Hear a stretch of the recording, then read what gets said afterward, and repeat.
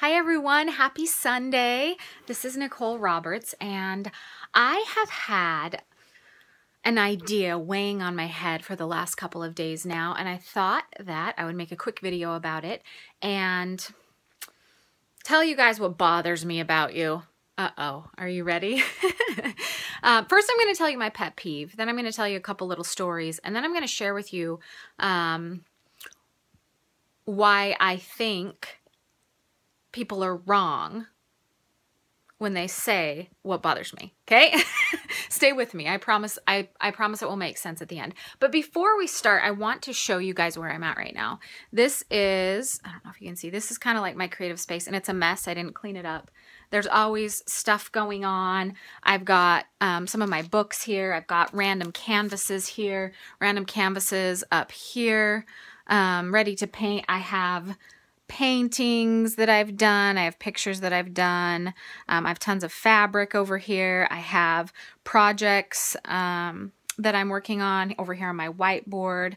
I have, what else? It's really messy in here. I mean, I won't even show you the storage closet over there is even a bigger disaster of projects and creations and things that I have made or half made or are potential things to be made.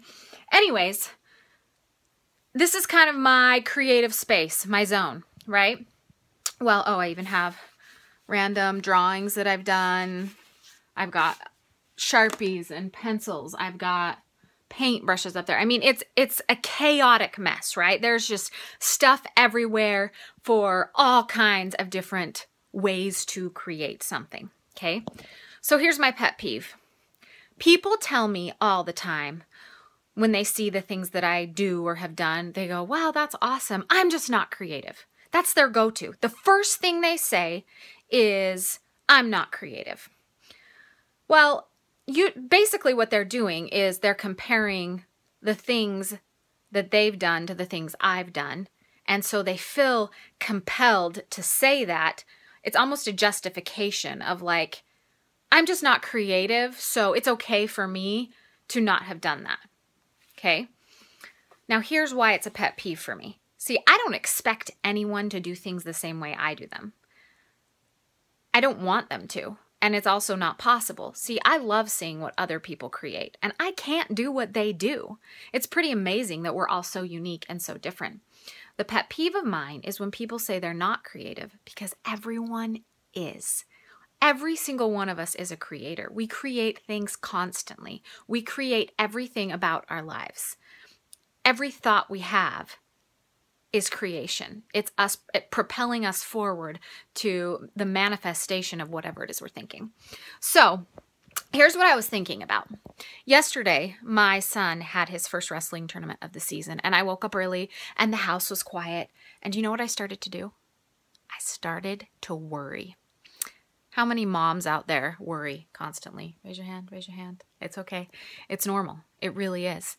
I think the more we care about people, the more we worry about them. So we worry about our friends. We worry about our children. We worry about our spouses. If my husband is like 10 minutes late home from work, man, I have like planned his funeral. Like, I know what kind of casket I'm going to get for him. I know who's going to speak at his funeral.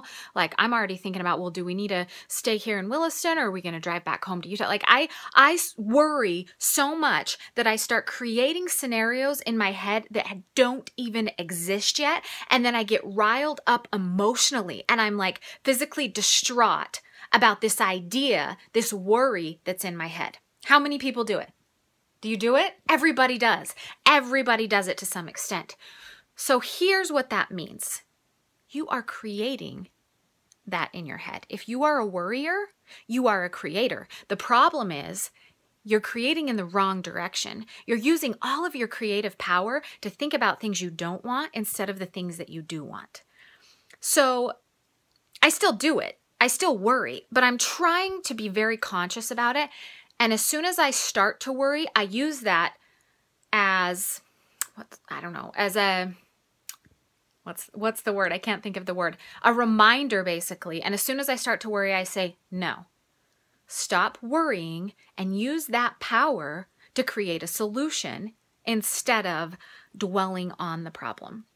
So what I actually did yesterday is I got my journal out and I started writing down all the things I worry about. Okay. And worry is basically just another word for fear, is it not? We worry about the things we fear happening. So I started writing down my fears, whether they were rational or irrational. I made a list. Bam, bam, bam. I didn't leave anything out, man. I don't even want to show anybody my list because some of that stuff I'm embarrassed to even admit. Anyways, so what I did is I made that list, and then next to it, I said, instead of worrying about this thing, what is the outcome that I am looking to create? So the worry is the outcome you don't want, and that's where you're putting your energy. So basically, all you have to do is look at it and then think of the opposite thing, the outcome you do want. Okay? So here's a simple example. One of the things I worry about as a mom, almost all of them, like a huge portion of that list, had to do with my kids. And one of the things was I worry about my kids in water. I have this weird, freaked out phobia of my kids in water. Well, I realized, okay, so what's the outcome I do want? The outcome I do want is I want to feel confident that my kids are safe around water.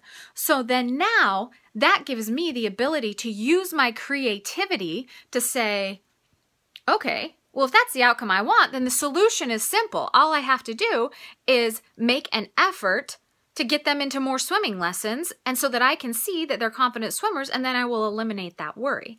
But so many times we never make it that far. We never get to the outcome we do want because we're so focused on the outcome we don't want. We're so worried, and we give it power, and we give it power, and we give it power, and we worry, and we worry, and we worry until we're sick, until we've basically given so much of our power away to the worry, we don't have any left to figure out how to solve it. So here's the point. I always want these videos to be like 2 minutes long, and that never happens. I can't stop talking about it. And I could probably talk for 20 more minutes. So I appreciate you guys getting it this far. 7 minutes in, you're doing awesome. So here's the point.